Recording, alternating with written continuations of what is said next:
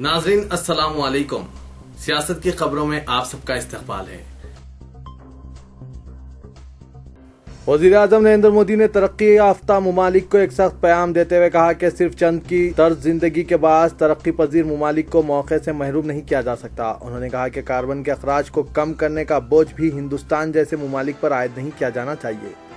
नरेंद्र मोदी ने कहा कि माहौलियाती तब्दीली एक बड़ा आलमी चैलेंज बन चुकी है और आलमी हुद्दत ही का ये नतीजा है कि आज हिंदुस्तान को इसका नतीजा भुगतना पड़ रहा है और सनती तरक्की याफ्ता ममालिक के इख्तियार करदा तर्ज अमल के बाद किसानों की जिंदगी खतरे से दोचार हो गई है। मौसमी तगीर ने भी मनफी असरात मरतब किए और कुदरती आफात में भी इजाफा हो गया है। नरेंद्र मोदी ने कहा कि सारी दुनिया को फौरी और हंगामी तौर पर इस मसले से निपटना और एक जामे मुसावात पर मबनी और काबिल कबूल मुआहदे को खतियत देना होगा।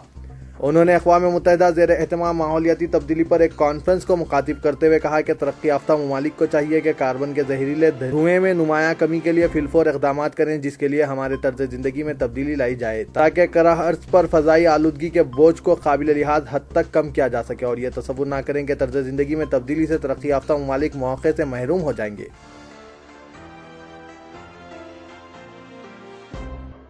महाराष्ट्र के एक मराठी रोजनामा में एहानत आमेज कार्टून की अशात के खिलाफ मुसलमान सड़कों पर निकल आए और अखबार की कॉपियों को नजरातिश कर दिया। इसके अलावा अकोला और जलगांव में वाक़ दफातर पर तोड़फोड़ की। इस रोजनामे में इस्लामिक स्टेट के ताल्लुक से एक आर्टिकल शाये किया गया जिसमें एहानत आमेज कार्टून भी पेश किया गया। अवाम के ज़बरदस्त एहतजाज के बाद लोकमत ग्रुप ने अपनी वेबसाइट पर माजरत ख्वाही की है। लोकमत ग्रुप सीनियर कांग्रेस लीडर विजय दारदा की मिल्कियत है। इस ग्रुप के लीडर दिनाकर रायकर ने कहा कि ये कार्टून शाये हुआ है और हमें यकीनन एहतियात बरतनी चाहिए थी। उन्होंने कहा कि अखबार किसी के मजहबी जज्बात को ठेस पहुंचाना नहीं चाहता और हम गैर मशरूत माजरत ख्वाही करते हैं। महाराष्ट्र में मुख्तलिफ मुकामात पर जहाँ मुजाहरे किए गए वहीं एक एहतजाज की क़यादत में मालेगांव के कांग्रेस रुकन असम्बली शेख आसिफ शेख राशिद कर रहे थे। उन्होंने कहा कि हम इस्लाम के बारे में किसी तरह की इहानत बर्दाश्त नहीं कर सकते। उन्होंने कहा कि मीडिया को मजहबी मामलात में मुहतात रहना चाहिए। जब इन्हें यह बताया गया कि IS भी यही निशान मुहर नब्वत सल्लल्लाहु अलैहि वसल्लम इस्तेमाल करती है जो कार्टून पर शाये किया गया, तो उन्होंने कहा कि ख़ुद उन्होंने IS के ख़िलाफ़ कई एहतजाजी मुजाहरे किए हैं और IS की जानिब से इसके इस्तेमाल का मतलब यह नहीं कि सारे मुसलमान इसकी तायीद करते हैं। उन्होंने कहा कि इज़हार ख़याल के मामले में हम इहानत रसूल को क़तई बर्दाश्त नहीं करेंगे।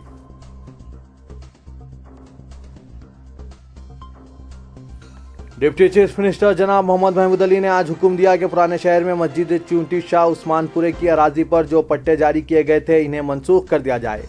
महकमा माल की जानिब से वक्फ अराजी को सरकारी ज़मीन करार देते हुए 19 पट्टे जारी किए गए थे। डिप्टी चीफ मिनिस्टर की हिदायत पर महकमा माल के अहदेदारों और वक्फ बोर्ड ने पीर को एक मुश्तरका सर्वे किया और यह तय पाया कि 9244 गज अराजी वक्फ जायदाद है।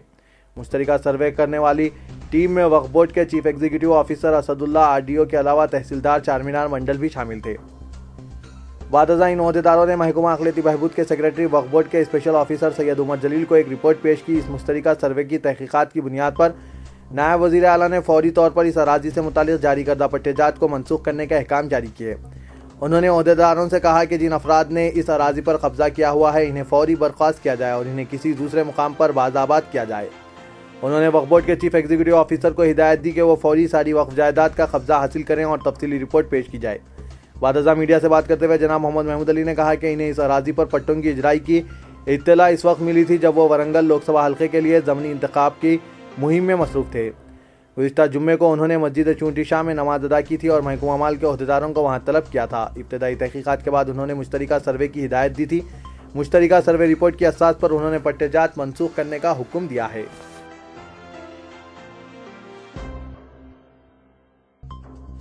माइक्रोसॉफ्ट कॉरपोरेशन के CEO सत्या नाडेला ने तौसीक की है कि वो माह दिसंबर में अपने आबाई शहर हैदराबाद का दौरा करेंगे।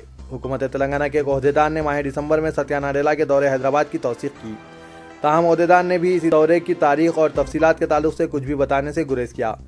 इम्कान है कि सत्या नाडेला चीफ मिनिस्टर तेलंगाना के चंद्रशेखर राव के अलावा चीफ मिनिस्टर आंध्र प्रदेश चंद्रबाबू नायडू से भी मुलाकातें करेंगे। इसके अलावा हैदराबाद में माइक्रोसॉफ्ट इंडिया डेवलपमेंट सेंटर का दौरा भी करेंगे। गुज़िश्ता साल माइक्रोसॉफ्ट के CEO की जिम्मेदारी संभालने के बाद सत्या नाडेला का यह दूसरा दौरा हैदराबाद का होगा।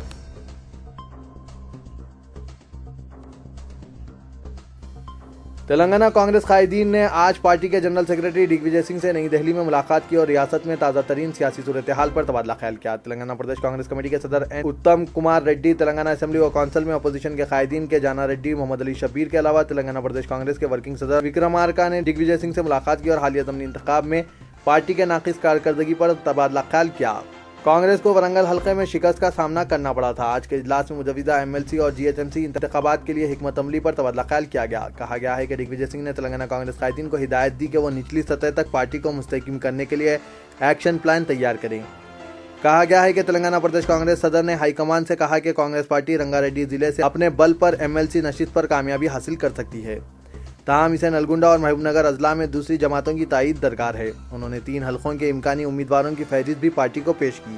ذرائع کے بموجب کانگریس نے رنگا ریڈی ضلع سے سابق رکن اسمبلی سدھیر ریڈی کی رکنیت کو خطیت دی ہے۔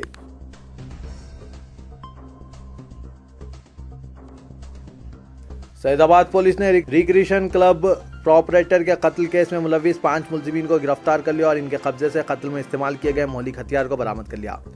Deputy commissioner police east zone doctor A Ravinder نے بتایا کہ آر سرینواس عرف بابو ساکن BSNL کوارٹر سعید آباد کو اس کے بڑے بھائی آر سبھاش اور اس کے 4 ساتھیوں نے آبائی مکان کے تنازع کے نتیجے میں اس کا مبینہ طور پر بہمانہ قتل کر دیا تھا۔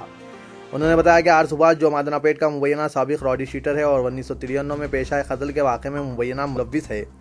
انہوں نے مزید کہا کہ مقتول بابو اور اس کے بھائی سبھاش کے درمیان مادنا پیٹ کرماگڑے میں واقع 200 مربع گز پر مشتمل آبائی مکان پر تنازع چل رہا تھا اور مقتول نے 1983 میں مکان اپنے نام پر رجسٹریشن کروا لیا تھا۔ اس مسئلے کو لے کر بھائیوں میں تنازع اٹھ کھڑا ہو گیا تھا، جبکہ مقتول بابو نے مکان کے دستاویزات کو بینک میں گروی رکھ دیا تھا۔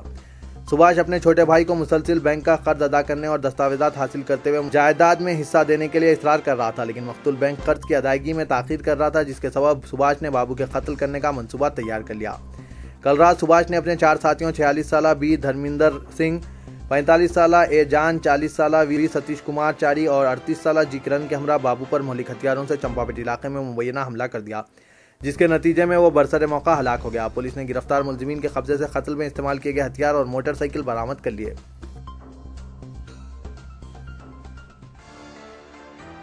عثمانیہ یونیورسٹی کے طلبہ نے آج BJP رکن اسمبلی ڈی راجہ سنگھ کے خلاف عثمانیہ یونیورسٹی پولیس اسٹیشن میں شکایت درج کروائی۔ ان پر الزام عائد کیا گیا ہے کہ وہ 10 دسمبر کو کیمپس میں بیف فیسٹیول کے انعقاد میں رکاوٹیں پیدا کر رہے ہیں۔ بیف فیسٹیول کے آرگنائزرز کا کہنا ہے کہ BJP رکن اسمبلی اس فیسٹیول کے سلسلے میں تنازع پیدا کرنا چاہتے ہیں۔ انہوں نے کہا کہ مرکز میں BJP حکومت عوام کو ان کی پسند کی غذا استعمال کرنے سے بھی روک رہی ہے۔ انہوں نے اعلان کیا کہ یونیورسٹی کے احاطے میں بیف فیسٹیول کا بہر قیمت انعقاد عمل میں لایا جائے گا۔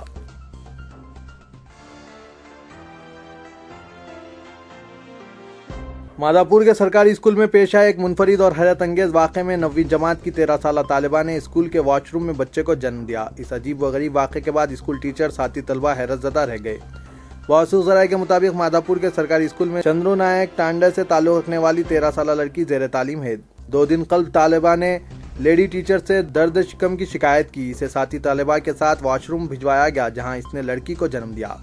اس واقعے کے فوری بعد لڑکی کے ماں باپ کو طلب کر کے نومولود کے ساتھ اسے اسکول سے بھجوا دیا گیا۔ طالبہ اور اس کی بیٹی اس وقت خانگی ہاسپٹل میں زیر علاج ہے۔